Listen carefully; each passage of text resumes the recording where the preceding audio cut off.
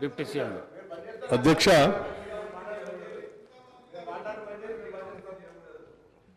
ఎన్నో కలలు, ఎన్నో ఆశలు, ఎన్నో ఆకాంక్షలతో ప్రత్యేక రాష్ట్రం కావాలని, ఈ ప్రత్యేక తెలంగాణ రాష్ట్రంలో ఉన్నటువంటి ప్రజల జీవితాలన్నీ కూడా మార్పు చెందాలని, నిధులు, నీళ్లు, నియామకాలు ఆత్మగౌరవంతో కూడినటువంటి తెలంగాణ రాష్ట్రం ఏర్పడాలని, అందులో అందరూ అభివృద్ధి చెందాలనేటువంటి ఆశతో తెచ్చుకున్న తెలంగాణ రాష్ట్రం ఒక దశాబ్ద కాలం పాలన చేసినటువంటి గత ప్రభుత్వం తెచ్చుకున్నటువంటి ఈ తెలంగాణ రాష్ట్ర వనరుల్ని,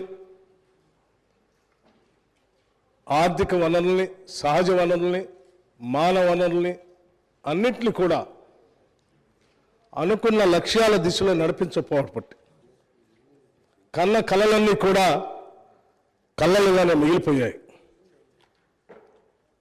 ఈరోజు ఆర్థిక పరిస్థితిని ఒకసారి చూస్తే చివరికి రోజువారీ ఖర్చులకు కూడా వేస్ అండ్ మీన్స్ ద్వారానో, ఓడి ద్వారానో డబ్బులు తెచ్చుకొని పాలన చేసుకోవాల్సినటువంటి దుస్థితిలో ఈరోజు ఈ రాష్ట్ర పరిస్థితి ఉంది. ఇటువంటి దుస్థితి రావటం నిజంగా తెలంగాణ ప్రజల యొక్క ఆవేదనని, బాధని దురదృష్టంగా నేను భావిస్తా ఉన్నాను. అందుకే ఈ దశాబ్ద కాలంలో జరిగినటువంటి ఆర్థిక అరాచకత్వాన్ని, జరిగినటువంటి తప్పిదాల్ని రాష్ట్ర ప్రజలందరికీ తెలియపరచవలసినటువంటి బాధ్యత, అవసరం. ఈ తెలంగాణ ప్రజల కలలు, ఆశలు, కోరికలు తీర్చాలన్నటువంటి ఆలోచనతో, లక్ష్యంతో తెలంగాణ ఇచ్చినటువంటి కాంగ్రెస్ పార్టీగా మా అందరి ముందు ఉన్నటువంటి బాధ్యతగా మేము భావిస్తూ ఉన్నాం.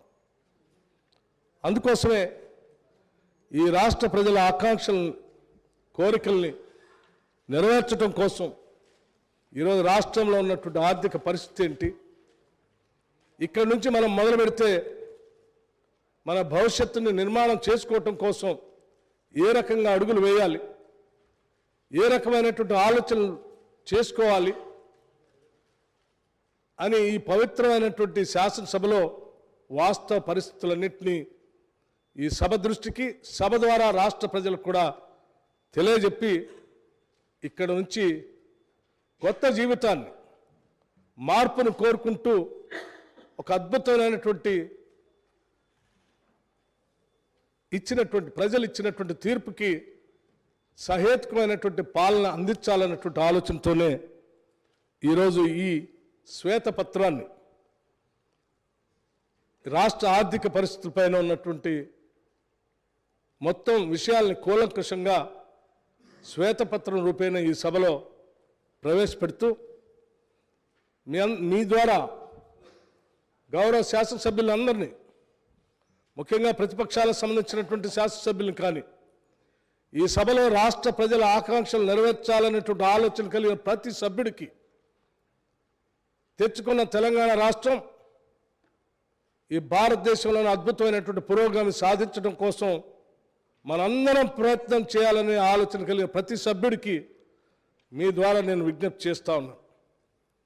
మేము ఈ సభలో ప్రవేశపెట్టేటువంటి, ఇచ్చేటువంటి ఈ వైట్ పేపర్ని, శ్వేతపత్రాన్ని సంపూర్ణంగా అవగాహన చేసుకొని, అర్థం చేసుకొని, భవిష్యత్తు కోసం, ఈ రాష్ట్ర ప్రజల అందరి అభివృద్ధి కోసం సహేతుకమైనటువంటి సలహాలు, సూచనలు కూడా ఇస్తారని నేను ఆశిస్తూ ఈ short discussion white paper and finances పైన చర్చ మొదలు పెట్టవలసిందిగా మీ ద్వారా విజ్ఞప్తి చేస్తూ ఉన్నాను.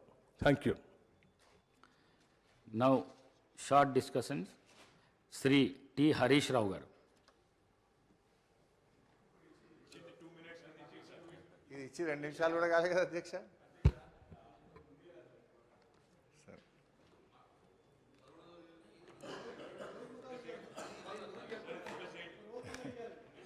అధ్యక్ష, ఇప్పుడు గౌరవ ఉప ముఖ్యమంత్రి గారు బట్టి విక్రమార్క గారు 42 పేజీల బుక్ను మాకు ఇచ్చి 4 నిమిషాలు కాలేదు. కనీసం ఇది మేము చదవకుండానే ఈరోజు మమ్మల్ని మాట్లాడమంటున్నటువంటి పరిస్థితి. నిన్నటి నుంచి నేను మన అసెంబ్లీ సెక్రటరీ గారిని, మీ ఆ కార్యాలయాన్ని కూడా ఈ సభలో నోటు మీరు ముందుగా ఇవ్వండి, అట్లీస్ట్ సభ్యులు ప్రిపేర్ అయ్యి రావడానికి ఉంటుందని చెప్తే ఈ నోటు ఈరోజు సభలో వారు లేచి మాట్లాడడం స్టార్ట్ అయిన తర్వాత మా చేతిలో పెట్టినారు. Then how a member can speak on this అధ్యక్ష? భవిష్యత్తులోనైనా నేను మీతో కోరేది ఒకటే, అట్లీస్ట్ ప్రభుత్వం టేబుల్ మీద పెట్టేటువంటి పేపర్ను ముందు రోజు సభ్యులకు ఇచ్చినట్టయితే సభ్యులు ప్రిపేర్ అయ్యి రావడానికి ఉంటుంది.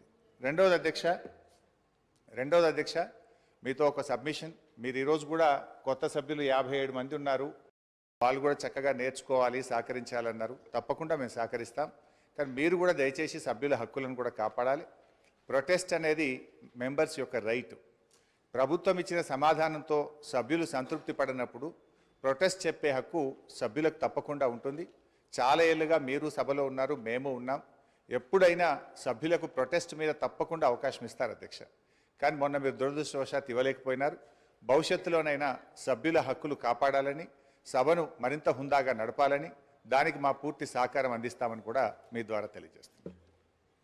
అధ్యక్ష, ఇకపోతే సబ్జెక్టులోకి పోతే ఈరోజు మాట్లాడతారా? నాకు అభ్యంతరం లేదు.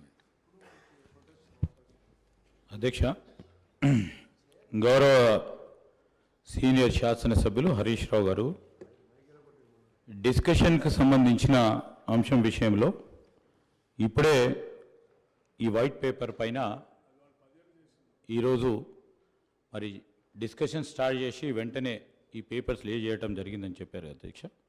వారికి కూడా తెలుసు, వారికి కూడా చాలా అనుభవం ఉంది. గతంలో కూడా అన్ని సందర్భాల్లో, ఒక్క సందర్భం తప్ప అన్ని సందర్భాల్లో కూడా ప్రతి షార్ట్ డిస్కషన్ పైన డిస్కషన్ మొదలవుతానే పేపర్స్ లే చేయటం జరిగింది అధ్యక్ష. అనేక సందర్భాల్లో మేము అటు ఉండి కూడా మరి పెద్దలు హరీష్ రావు గారు చెప్పినట్టు మేము కూడా అదేవిధంగా ప్రస్తావన తీసుకొచ్చాం. కానీ మార్పు తీసుకొచ్చే ప్రయత్నంలోనే ఉన్నాం. మేము మార్పు తీసుకొచ్చే ప్రయత్నంలో ఉన్నాము. డెఫినెట్లీ వారు చెప్పిన ఒక పాజిటివ్ అంశాన్ని కూడా మరి మీరు అనుమతిస్తే వచ్చే బడ్జెట్ సమావేశాన్ని నుంచి తప్పకుండా తీసుకెళ్లే ప్రయత్నం చేస్తాం అధ్యక్ష. వారు కూడా చెప్పినట్టు ఈరోజు నేను చెప్తా ఉన్నాం అధ్యక్ష, we are open for any discussion అధ్యక్ష. కానీ పాజిటివ్ క్రిటిసిజం, కన్స్ట్రక్టివ్ క్రిటిసిజం చేస్తే వీఆర్ ఓపెన్. కానీ ఇన్స్టిగేట్ చేసే ఓ కార్యాచరణ తీసుకుంటే మాకు కూడా, మా గౌరవ సభ్యులు కూడా ఇన్స్టిగేట్ అవ్వడానికి అవకాశం ఉంటుంది కనుక నేను గౌరవ సభ్యులను కోరుతా ఉన్నాను. వారు చెప్పింది డెఫినెట్లీ మేము గతసారి కూడా గత శాసనసభలో కూడా అడిగాం, మనం డిసెంట్ చెప్పడానికి అవకాశం ఉండాలి, వాయిస్ ఉండాలని. తప్పకుండా వారు చెప్పిన ఒక సూచికను మీరు అనుమతిస్తే మేము పరిగణలోకి తీసుకోవటం జరుగుతుంది, మనవి చేస్తున్నాం అధ్యక్ష.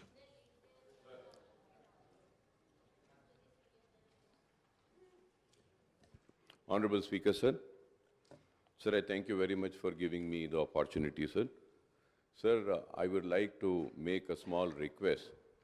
I know what Honorable Legislative Affairs Minister Saab has just mentioned about laying of a statement by the government for the short discussion.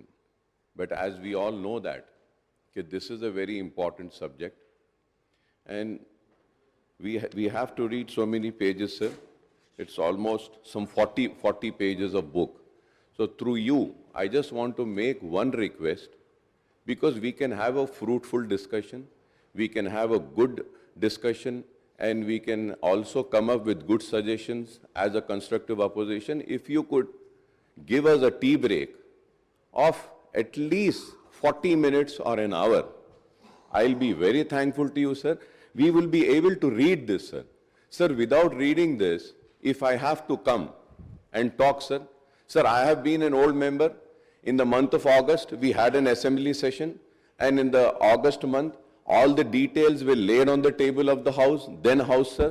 All the finances were also laid. So we will be talking about what was we informed in the month of August. We would like to talk on this book, sir. So I request, if everybody agrees, through you, I request the Honorable CM Saab also, Finance Minister Saab also, at least tea break for 1 hour, sir. just 1 hour, at least 40 minutes, we can just read this and come up with good suggestions, sir. Thank you, sir.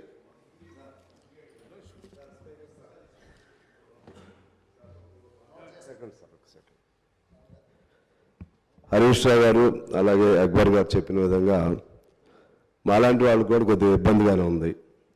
దయచేసి ఈరోజు short discussion సంబంధించి ఈ note ప్రవేశపెట్టిన ఆర్థిక శాఖ మంత్రి ఉప ముఖ్యమంత్రి గారు వారి వివరణ ఫస్ట్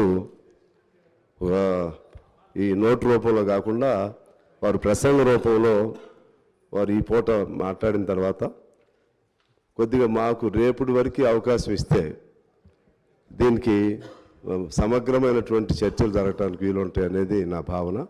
ఆ మేరకు మీరు పరిశీలన చేస్తారని ఆశిస్తున్నాను. సార్, పెద్దలు అక్బరుద్దీన్ గారు గారిని సాంబశివరావు గారు చెప్పిన విషయాలకు సంబంధించి మాకు కూడా మొత్తం వ్యవహారాలకు సంబంధించి శాసనసభ వ్యవహారాలకు సంబంధించి ఒక మార్పు తీసుకురావాలి అనే అంశంతో ఈరోజు వారు చెప్పిన సలహా సూచనలు తప్పకుండా మీరు అనుమతిస్తే డెఫినెట్లీ సార్ వారు చెప్పిన సలహా ప్రకారం మీరు టీ బ్రేక్ ఇచ్చి మేము ఒక మంచి ఆలోచనతోనే రాబోయే కాలంలో ఈ ఆర్థిక వ్యవస్థను మెరుగుపరిచే ప్రయత్నంలో ముందుకు వెళ్తున్న తరుణంలో వారిచ్చే మంచి సలహా సూచనలు తీసుకెళ్లే ప్రయత్నంలో ఉన్నాం కాబట్టి మీ అనుమతితో డెఫినెట్లీ మీరు టీ బ్రేక్ తర్వాత చర్చకు మొదలు పెడతాం అధ్యక్ష. పెద్దల హరీష్ రావు గారికి అయితే అవసరం లేదు అధ్యక్ష, ఎందుకంటే వారు అనుభవజ్ఞులు, వారు మొత్తం ఆర్థిక నేను అందుకోసమే చెప్తా ఉన్నాను అధ్యక్ష. Sir tea break